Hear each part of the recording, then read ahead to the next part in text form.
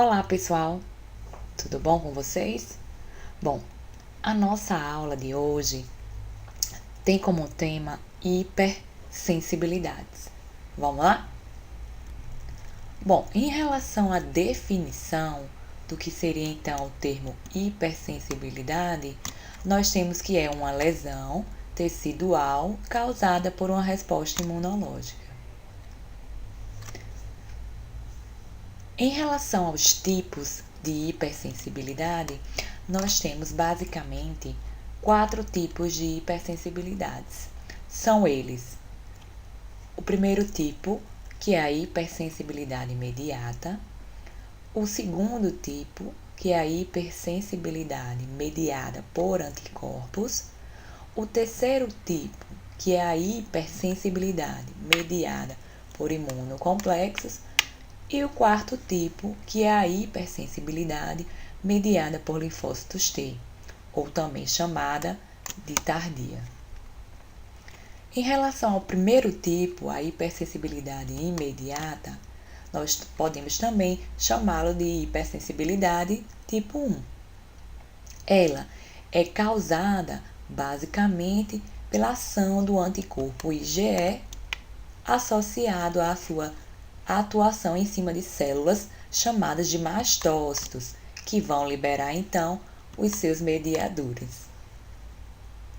Em relação ao tipo 2, ou mediada por anticorpos, nós, portanto, podemos imaginar que os agentes causadores desse tipo de hipersensibilidade são os anticorpos do tipo IgM e do tipo IgG. Eles vão atuar fazendo o processo de opsonização e fagocitose.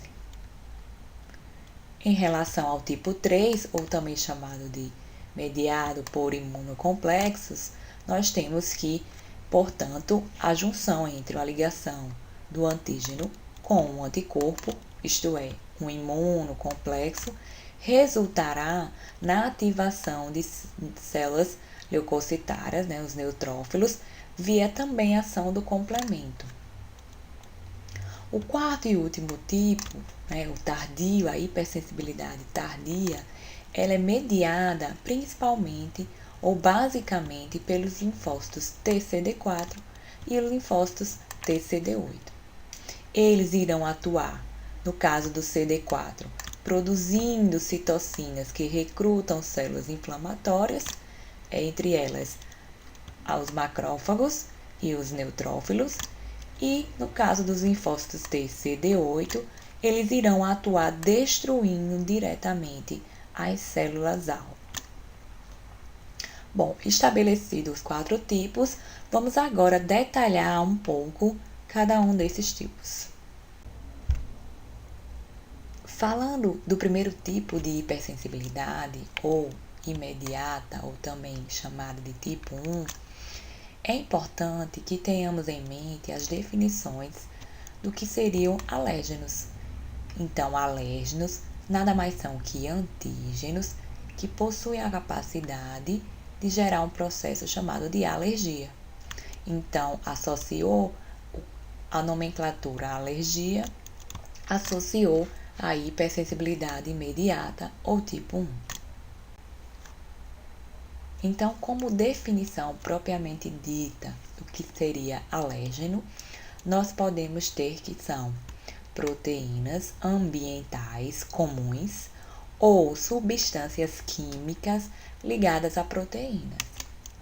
Como exemplo, nós temos o pólen, os ácaros, os pelos de animais, alguns alimentos como derivados do trigo e do leite, alguns medicamentos, que são então essas substâncias químicas ligadas a proteínas capazes de se tornarem alérgenos ao entrar no nosso organismo.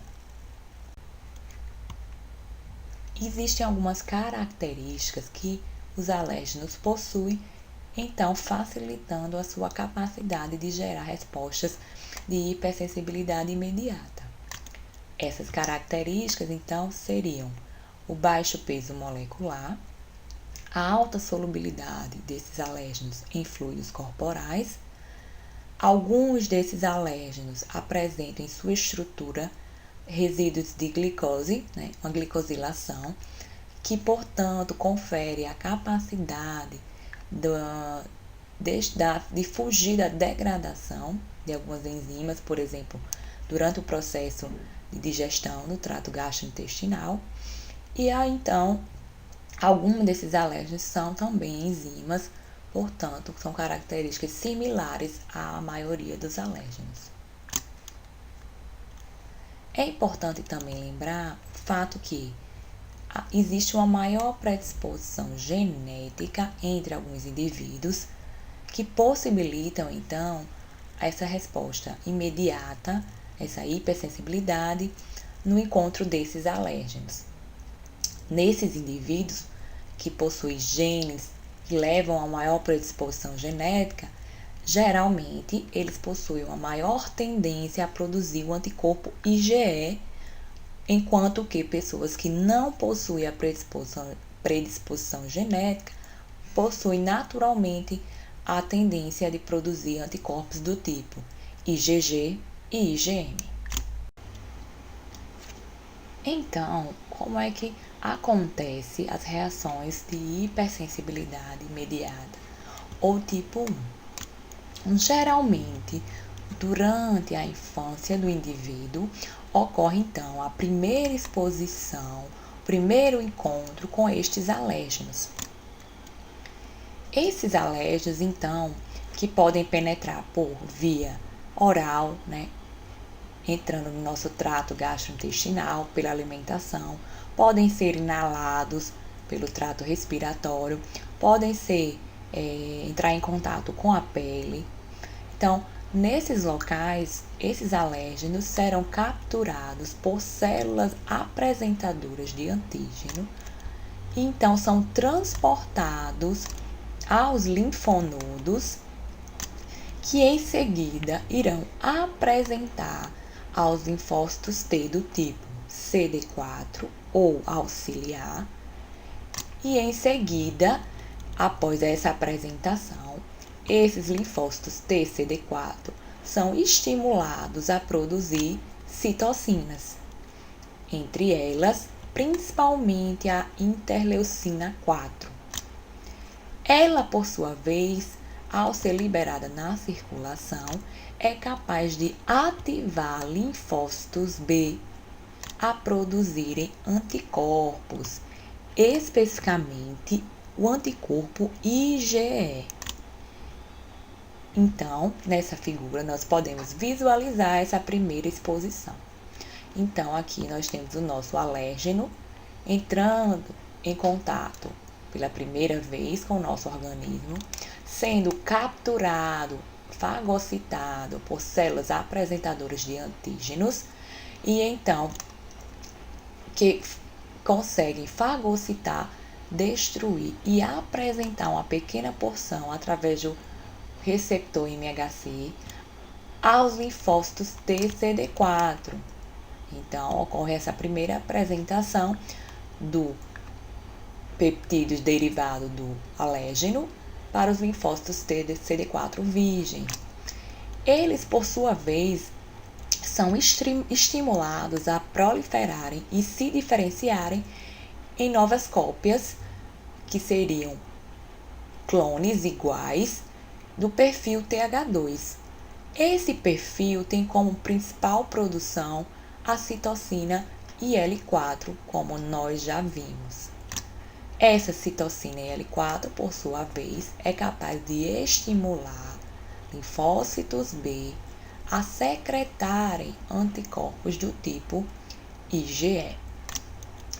Esse anticorpo IgE, por sua vez, então, ele vai se ligar às células chamadas de mastócitos, aqui embaixo, que são células normalmente presentes nos tecidos conjuntivos e mucosas, tanto intestinal como alveolar. Esse processo que nós comentamos até aqui corresponde à primeira etapa da hipersensibilidade imediata, ou também chamado de sensibilização, onde nós temos a primeira exposição ao alérgeno, a apresentação desse alérgeno aos linfócitos do perfil TH2, que, portanto, produzem IL-4, que estimulam ao linfócito B a secretarem anticorpos do tipo IgE. E o IgE, por sua vez, ele tem a capacidade de se ligar na membrana dos mastócitos através do receptor FcεRI, e eles ficam aqui ligadinhos até a segunda exposição, que é o que nós vamos falar agora. Então, nesse momento, o anticorpo que se ligou aos mastócitos apenas sensibilizaram esse mastócito.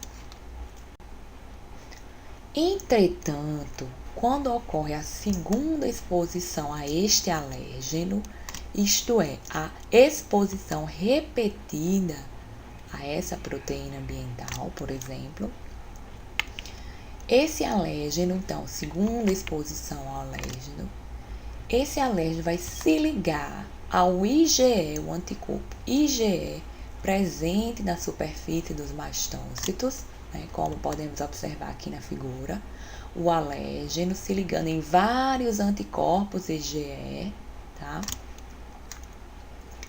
Que então essa ligação vai promover a degranulação dos mastócitos, isto é, a liberação de mediadores presentes dentro dos mastócitos, tá? Então, vão ser liberados estes grânulos. Quem são esses mediadores? Primeiramente, existe a histamina, a liberação da histamina. Em seguida, alguns mediadores lipídicos, posteriormente algumas citocinas e também enzimas serão liberadas durante esse processo de degranulação dos mastócitos, tá? Nós podemos subdividir a hipersensibilidade imediata ou tipo 1 em duas fases após a liberação dos grânulos. A reação de hipersensibilidade imediata, que ocorre em torno de minutos após a exposição repetida ao alérgeno, que é principalmente comandada pelas aminas vasoativas, isto é, a histamina e alguns mediadores lipídicos, e existe uma fase tardia da hipersensibilidade imediata, que ocorre entre 2 a 4 horas após a exposição repetida ao alérgeno, e é comandada principalmente por citocinas pró-inflamatórias, tá?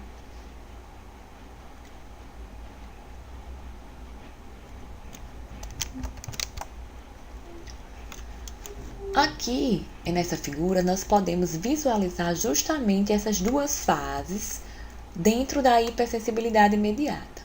A primeira, que é a fase imediata, é caracterizada pela liberação principalmente de histamina e mediadores lipídicos, que tem como principal característica a formulação de uma pápula eritematosa que se desenvolve dentro de 1 ou 2 minutos a partir da entrada do alérgeno, por exemplo, pela pele, na epiderme.